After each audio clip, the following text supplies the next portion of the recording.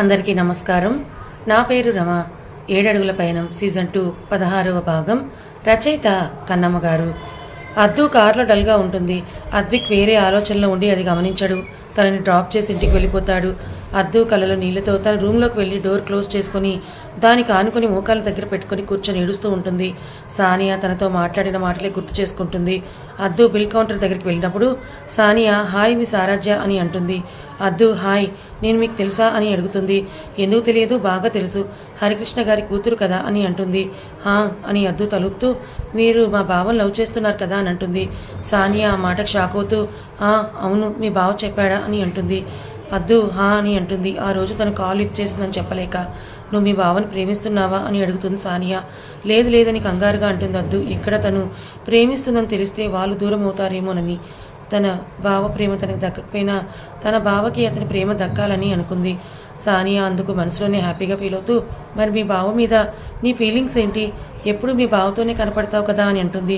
నాకు జస్ట్ అత్త కొడుకు అంతే, అంతకు మించి మా మధ్య ఏమీ లేదని కష్టంగా అంటుంది అద్దు.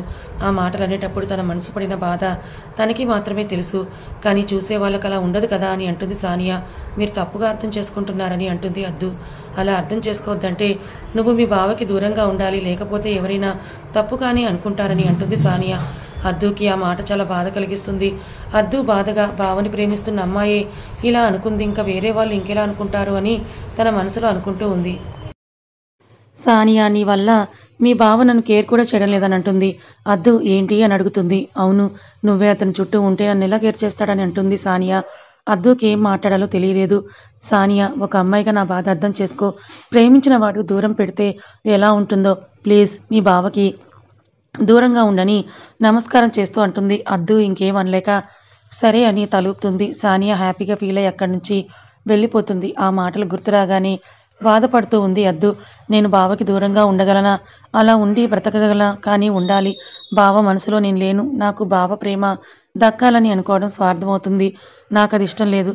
ఎంత కష్టంగా ఉన్నా సరే భరించి బావకి దూరంగా ఉండాలి, లేకపోతే బావ అతని ప్రేమకి దూరం అవుతాడని గట్టిగా అనుకుంటుంది అద్దు. మను అతని కోసం చేసిన ఫుడ్ తీసుకుని అతని దగ్గరికి వస్తున్న టైంలోని అన్నయ్య అంటూ లోపలికి వస్తుంది చిన్నారి. మను మధుకి వడ్డించడం చూసి షాక్ అయి బొమ్మలా బిగుసుకుపోతుంది. మను చిన్నారిని చూసి హాయ్ చిన్నారి అని చాలా నార్మల్గా అంటుంది. చిన్నారిని చూసి మధు కూడా కొంచెం షాక్ అవుతాడు. తను వాళ్ళ గురించి ఏమనుకుంటుందో అని మనసులో అనుకుంటూ ఉంటాడు. చిన్నారి షాక్లోనే హాయ్ మను వదిన అని అంటుంది. మను నువ్వు ఇక్కడికి వస్తున్నట్టు చెప్పలేదని అంటుంది. చిన్నారి నువ్వు ఇక్కడ ఉన్నావని నాకు తెలియదు కదా వదిన అని అంటుంది. అవును కదా, నేనే అనుకోకుండా ఇక్కడికి వచ్చానని అంటుంది మను. ఓ అని అన్నయ్య నీకు బాగాలేదంట కదా, ఎలా ఉంది ఇప్పుడు అని అడుగుతుంది చిన్నారి. మధు మాట్లాడేలోపు మీ అన్నయ్యకి వైరల్ ఫీవర్ వచ్చింది, బయట ఫుడ్ రోజు తింటే ఆరోగ్యం పాడవకుండా ఎలా ఉంటుంది అని మనునే ఆన్సర్ ఇస్తుంది. మను వైపే కోపంగా చూస్తూ ఉంటాడు. నన్ను కోపంగా ఏం చూస్తారులే, తినండి, వేడివేడిగా తింటే బాడీకి మంచిదని అంటుంది మను. మధు ఇంకేం మాట్లాడలేక తింటూ ఉంటాడు.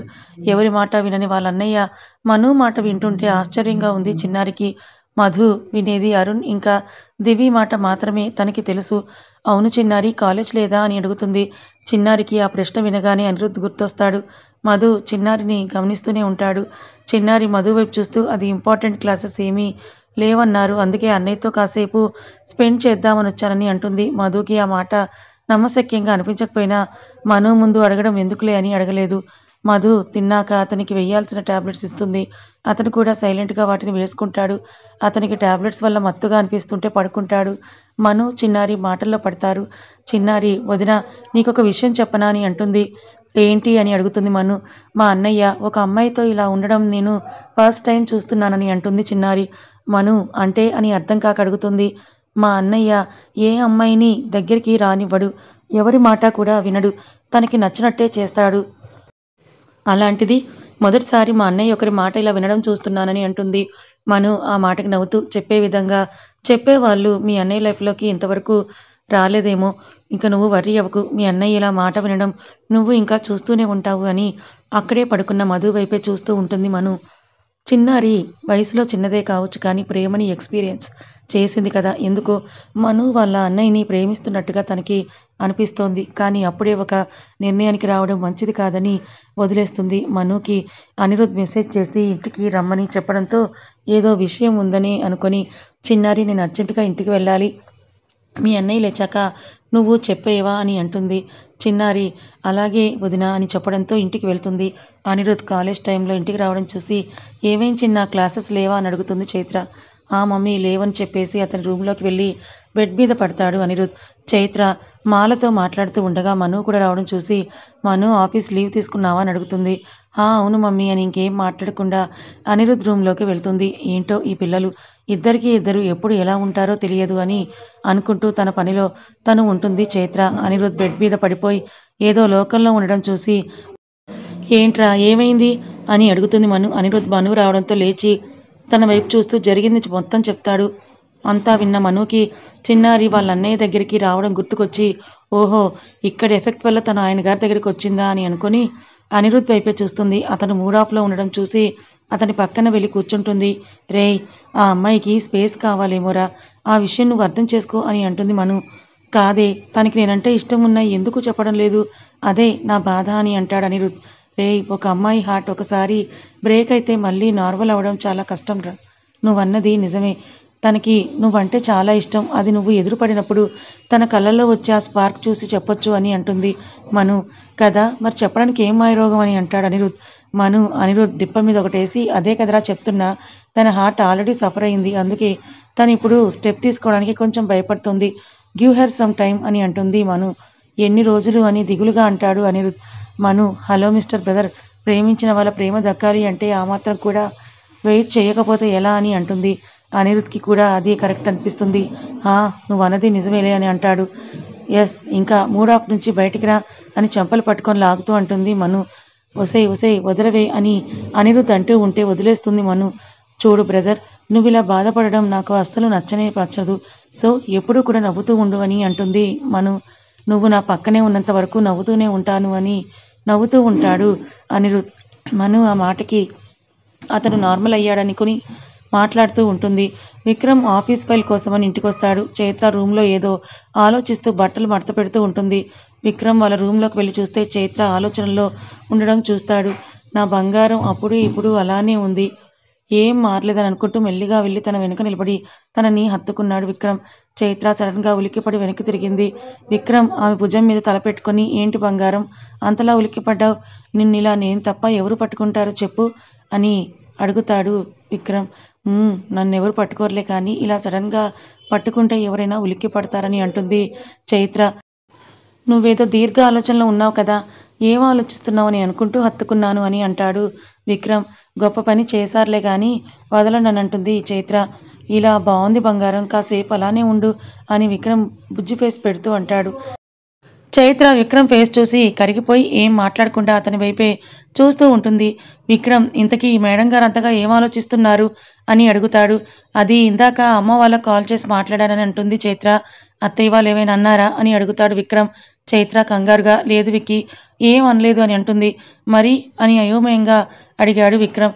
అమ్మ చెప్పింది కిట్టు అద్దుకి పెళ్లి సంబంధాలు చూస్తున్నాడంట అని అంటుంది చైత్ర. అప్పుడే అద్దుకి పెళ్ళేంటి, ఈ మధ్యే కదా సెటిల్ అవుతుందని అంటాడు విక్రమ్. అంటే ఇప్పటి నుంచి స్టార్ట్ చేస్తే తను సెటిల్ అయ్యేంత వరకు మంచి సంబంధం కుదురుతుందని అనుకున్నాడంట అని అంటుంది చైత్ర. ఓ అవునా అని అంటాడు విక్రమ్. అవునా అని అంటావేంటి విక్కీ, నాకు అద్దును నా కోడలుగా చేసుకోవాలని ఉందని నీకు చెప్పాను కదా అని అంటుంది. వాళ్ళ మనసుల్లో ఏముందో తెలియదు కదా బంగారం అని అంటాడు విక్రమ్. అద్దుకి చెప్పకుండా కిట్టు అయితే ఇలా చెయ్యడు కదా విక్కీ, అద్దు ఏం అబ్జెక్షన్ చెప్పలేదు అంటే తన మనసులో ఎవరు లేరనే కదా అర్థం అని అంటుంది చైత్ర. విక్రమ్ అద్దు గురించి ఆలోచించావు ఓకే, మరి కన్నయ్య గురించి ఏం ఆలోచించావు అని అడుగుతాడు. ఇదే ఆలోచిస్తున్న విక్కీ, కన్నయ్య మనసులో ఎవరైనా ఉన్నారా అనేదే కనుక్కోవాలని అంటుంది. అయితే ఒకసారి కన్నయ్యతో మాట్లాడితే అయిపోతుంది కదా అని అంటాడు విక్రమ్. అయితే నువ్వే మాట్లాడాలి అని అంటుంది చైత్ర. సరే, టైం చూసి కన్నయ్య మనసు ఏంటో నేను తెలుసుకుంటానులే, నువ్వు అప్పటి వరకు ఆశలు పెట్టుకోకు, మళ్ళీ నిరాశ ఎదురైతే ఫీల్ అవుతావని అంటాడు విక్రమ్. చైత్ర అలాగే అని అంటుంది. విక్రమ్ సరే నేను ఆఫీస్కి వెళ్ళాలి, ఫైల్ మర్చిపోయానని వచ్చానని తనకి దూరం జరిగి ఫైల్ తీసుకుని చైత్ర బుగ్గ మీద ముద్దిచ్చి బాయ్ బంగారం అని చెప్పేసి వెళ్తాడు. చైత్ర విక్రమ్ వెళ్ళిన వైపే చూస్తూ ఇన్నేళ్ళైనా ఇలా ముద్దు పెట్టడం మాత్రం మానవు కదా విక్కీ అని తనలో తాను నవ్వుకుంటూ పనిలో పడుతుంది చైత్ర. మధు నిద్రలేచేసరికి చిన్నారి టీవీ చూస్తూ ఉండడం చూస్తాడు. వాళ్ళ అన్నయ్య లేవడం చూసి అప్పటికే మను అతను లేచిన వెంటనే అతని కోసం చేసిన ఏదో స్పెషల్ సొంటి టీ ఫ్లాస్క్లో నుంచి పోసి అతనికి ఇవ్వమని చెప్పడంతో చిన్నారి కప్పులో పోసుకొని తీసుకొచ్చి అతనికి ఇచ్చింది. చిన్నారి అతని కోసం ఏదో చేసి తీసుకొచ్చింది అనుకొని ఏంటి చిన్నారిది అని అడిగాడు. మధు అన్నయ్య వదిన నువ్వు లేచిన వెంటనే ఈ టీ ఇవ్వమని చెప్పిందని అంటుంది చిన్నారి. నాకు ఈ టైంలో టీ తాగడం నచ్చదని తెలుసు కదా, నాకు వద్దు అక్కడ పెట్టే అంటాడు. ఇది నార్మల్ టీ కాదన్నయ్య, ఏదో స్పెషల్ సొంటి టీ అని చెప్పింది. ఇది తాగితే నీకు మార్నింగ్ లోపు జ్వరం తగ్గిపోతుందంట, అందుకనే తాగంటుంది. మధు తను అంతగా చెప్పడంతో తాగడానికి సిద్ధమవుతాడు. ముందుగా స్మెల్ చూస్తాడు, టెంప్టింగ్గా ఉండడంతో తాగుతాడు. చిన్నారి వాళ్ళ అన్నయ్య అలా తాగడం చూసి ముందుగా షాక్ అయి తర్వాత చిన్నగా నవ్వుకుంటుంది. మధు తాగిన తర్వాత కప్ లోపల పెట్టొచ్చేసి తన పక్కన కూర్చుంటుంది. మను వెళ్ళిపోయిందని అడుగుతాడు. హా అన్నయ్య, నువ్వు పడుకున్న తర్వాత వెళ్ళిపోయింది అంటుంది చిన్నారి. సరే కానీ ఇంతకీ ఏమైంది, ఎందుకు ఇలా సడన్గా డల్ అయ్యావు అని అడుగుతాడు. చిన్నారి అనిరుద్ చేసింది మొత్తం చెప్తుంది. మధు అంతా విని నీ మనసులో ఏముందని అడుగుతాడు. చిన్నారి తల వంచుకొని నా మనసులో ఏం లేదన్నయ్య అని అంటుంది. మధు తన తల వంచుకోవడంతో తన తల నిమురుతూ చిన్నారి 4 ఏళ్ల క్రితం నువ్వు చాలా చిన్నపిల్లవి, మెచ్యూర్డ్గా ఆలోచిస్తావని నమ్మకం లేదు, ఎందుకంటే ఆ వయసు అలాంటిది. బట్ ఇప్పుడు నువ్వు కొంచెం మెచ్యూర్డ్గా ఆలోచిస్తావని అనుకుంటున్నాను. నా చెల్లి తప్పు చేయదు, ఆ నమ్మకం నాకుంది. నీకు ఏమనిపిస్తే అది చెయ్యి, నా సపోర్ట్ నీకు ఎప్పుడు ఉంటుందని అంటాడు. చిన్నారి ఆ మాటకి హ్యాపీగా ఫీల్ అయ్యి మధుని సైడ్ నుంచి హగ్ చేసుకొని థ్యాంక్ యూ అన్నయ్య అంటుంది. మధు చిన్నారి తల నిమురుతూ పిచ్చిదాన్న నువ్వు ఎలాంటి భయాలు పెట్టుకోకని అంటాడు. చిన్నారి హా అని తలుపుతుంది. అలా ఇద్దరు మాట్లాడుకుంటుండగా అన్నయ్య నిన్నొక విషయం అడుగుతాను చెప్తావా అంటుంది. అని అంటాడు మధు. మను వదిన మీద నీ అభిప్రాయం ఏంటి అని అడుగుతుంది. తను చాలా అల్లరి పిల్ల, అలానే కోపం ఎక్కువ, అన్నీ కూడా తనకి నచ్చినట్టే జరగాలని అనుకునే మెంటాలిటీ అని అంటాడు మధు. అన్నయ్య నేను తన బిహేవియర్ గురించి అడగలేదు, తన మీద నీ ఒపీనియన్ అడిగాను అని అంటుంది చిన్నారి. నువ్వేం అడగాలని అనుకుంటున్నావో కరెక్ట్గా అడుగు చిన్నారి అని అంటాడు మధు. చిన్నారి మధు వంక చూస్తూ మను వదిన అంటే నీకు ఇష్టమేనా అని అడుగుతుంది. మధు చిన్నారి ప్రశ్నకి ఆమె వైపే చురుగా చూస్తాడు. చిన్నారి ఏం మాత్రం తడపడకుండా ఎప్పుడు నీకేం కావాలన్నా నన్ను అడుగు చిన్నారి, నేను చేస్తానని అంటావు కదా అన్నయ్య, ఇప్పుడు అడుగుతాను చెయ్యి. నాకు మను వదినని నా వదినగా చేసుకోవాలని కోరికగా ఉంది, నా కోరిక తీర్చగలవా అన్నయ్య అని అంటుంది. మధుకి ఏం చెప్పాలో అర్థం కాదు.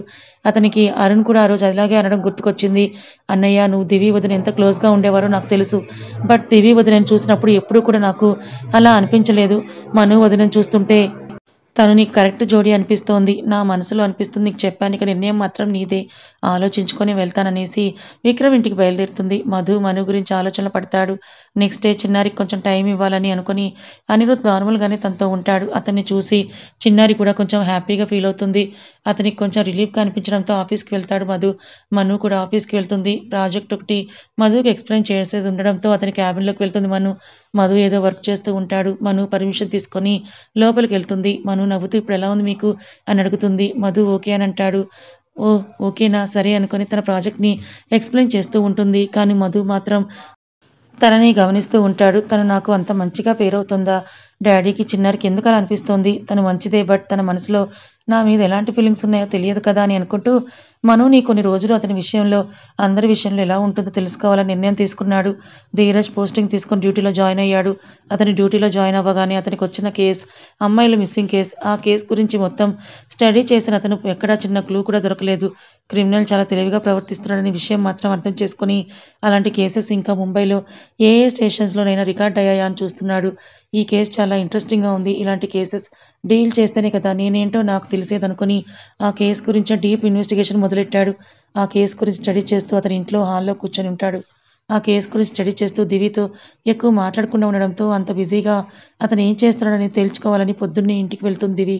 కోపంగా అతని దగ్గరికి వెళ్ళిన తను కొండంత భారాన్ని మోస్తూ ఏడుస్తూ సాయంత్రం బయటకు వచ్చింది.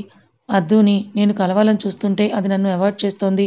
ఎంతగా ట్రై చేసినా ఏదో ఒకటి చేసి నా నుండి తప్పించుకుంటుంది. గట్టిగా ప్లాన్ చేసి దాన్ని ఎలాగైనా కలవాలి. ఇప్పటికే దాన్ని బాగా ఏడిపించాను. నేను ప్రేమిస్తున్న వ్యక్తి తనే అని చెప్పేయాలనుకుంటూ అద్విక్ కాల్ చేస్తాడు. హర్ష కాల్ లిఫ్ట్ చేసి ఆ కన్నయ్య అంటుంది. అత్త అద్దు ఇంట్లోనే ఉందని అడుగుతాడు. ఇంట్లోనే ఉంది కన్నయ్య, ఎక్కడికో వెళ్ళడానికి రెడీ అవుతుంది అంటుంది హర్ష. అవునా అత్త నాకు హెల్ప్ చేయవా అని అడుగుతాడు. ఏం చేయాలి కన్నయ్య అని అడుగుతుంది హర్ష. తను ఎలాగైనా నాతో వచ్చేలా చేయవా అని అడుగుతాడు అద్విక్. రేయ్, ఎవరైనా అత్తనిలా అడుగుతారా అని అంటుంది హర్ష. ఇప్పుడు నువ్వు మా అత్తవి కాదు, నా ప్రేమను గెలిపించే దేవతవి అంటాడు. అబ్బా, ఐస్ పెట్టింది చాలరా, ఇప్పుడు నేను వెళ్ళి దాంతో నువ్వు తనని డ్రాప్ చేస్తావని చెప్తాను, నువ్వే వినదేం చెప్తుందో అని అంటుంది. అద్విక్ సరే, ఫోన్ అలానే లైన్లో ఉంచి వెళ్ళి మాట్లాడంటాడు. హర్ష అని అద్దు దగ్గరికి వెళ్తుంది. అద్దు రెడీ అయ్యావా అని అద్దుని చూస్తూ అడుగుతుంది. మమ్మీ రెడీ అయ్యాను, ఇదిగో స్టార్ట్ కూడా అవుతున్నాను అని అంటుంది. అద్దు నిన్ను అద్విక్ డ్రాప్ చేస్తానన్నాడు అంటుంది. అద్విక్ పేరు వినగానే హర్ష వైపు చూస్తూ ఏం వద్దమ్మా, బావకెందుకు శ్రమ, నా ఫ్రెండ్స్ నన్ను పికప్ చేసుకుంటామన్నారు, నేను నా ఫ్రెండ్స్తో వెళ్తానంటుంది. హర్ష అది కాదే కన్నయ్య అని అంటుంటే, మమ్మీ ప్లీజ్ ఇంకోసారి బావనని డ్రాప్ చేస్తాడని చెప్పకు, ఎందుకు ఊరికే బావని నాతో పాటు పంపిస్తావు, నేను నా ఓన్గా ఇక్కడికి వెళ్ళకూడదని కంకణం కట్టుకున్నావా, బావతో వెళ్తే నాకు అంత కంఫర్ట్ ఉండదు, సో ఇంకోసారి బావ నన్ను డ్రాప్ చేస్తానని అన్నా కూడా నువ్వే ఏదో ఒకటి చేసి ఆపేయాలని బ్యాగ్ తీసుకొని బయటకు నడుస్తూ అంటుంది. అప్పటి వరకు అద్దు మాటలు విన్న అద్విక్ కొంచెం ఫీల్ అవుతాడు. అతన్ని ప్రేమించే అమ్మాయి అతని దగ్గరే ఆమె కంఫర్ట్ ఉండదు అనేసరికి ఎలానో అనిపించింది. అద్దు వెళ్ళిపోగానే విన్నావు కదా కన్నయ్య, ఇది దీని వరుస అని బాధగా అంటుంది హర్ష. పర్వాలేదులే అత్తయ్య, నేను చూసుకుంటానులే అని బాధగా అంటాడు. అని కాల్ కట్ చేస్తుంది హర్ష.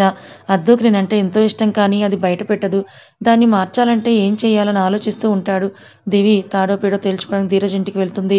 తను వెళ్ళేసరికి ధీరజ్ సోఫాలో కూర్చొని కేస్ స్టడీ చేస్తూ ఉంటాడు.